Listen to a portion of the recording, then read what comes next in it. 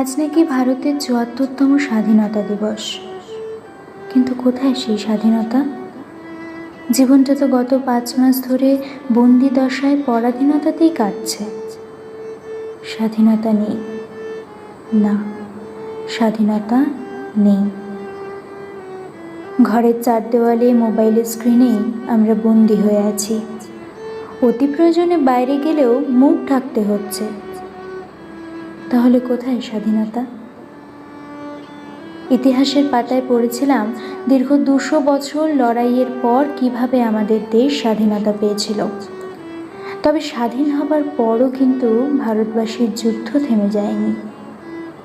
কখনো সীমান্তের যুদ্ধ জয়ে, কখনো খেলার মাঠে, কখনো বা মহাকাশে পাড়ি দিয়ে ভারতবাসী লড়ে গিয়েছেন।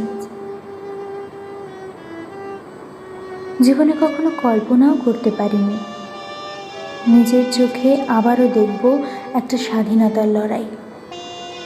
দেখব পুরো পৃথিবী সমেত আমার দেশ লড়ছে। তবে এবারের লড়াইটা একেবারে অন্যরকম। এই স্বাধীনতা লড়াইয়ের অস্ত্র মনের জোর। হ্যাঁ, মনের জোরকে সম্বল করে আমার দেশবাসী লড়ছে এক ক্ষুদ্র ভাইরাসের সহিত। আর এবারের লড়াইয়ের বীর যোদ্ধারা হলেন ডাক্তার, পুলিশ, নার্স, স্বাস্থ্যকর্মী, সাংবাদিক, ব্যবসায়ী, চাকরিজীবী, কৃষক, শ্রমিক, সকলে। আজকের এই যুদ্ধে শহীদদের সংখ্যাও কিন্তু অগণিত। যে ডাক্তার অন্য রোগীদের সুস্থ করে নিজে চলে গেলেন মায়ের কোল ছেড়ে, তিনি শহীদ। যে অ্যাম্বুলেন্স চালক সকলকে হাসপাতালে পৌঁছে দিতে দিতে নিজেই একদিন ফিরলেন না, তিনি শহীদ। আবার হাসপাতালে বেড না পেয়ে পরলোক গমন করা 18 বছরের জলজান্ত যুবকটিও আমার কাছে শহীদ। এই লড়াইটা হয়তো দীর্ঘ থেকে দীর্ঘতর হবে।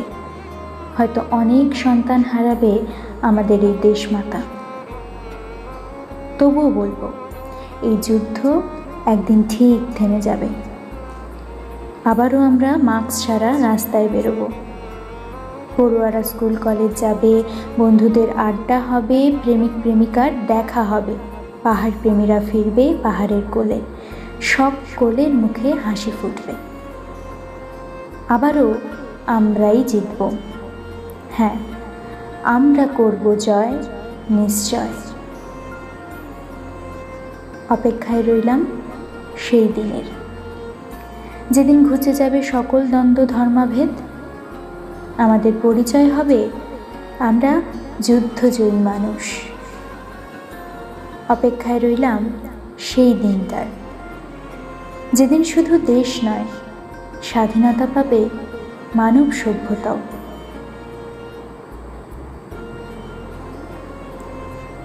সকলকে স্বাধীনতা দিবসের অনেক অনেক শুভেচ্ছা রইল।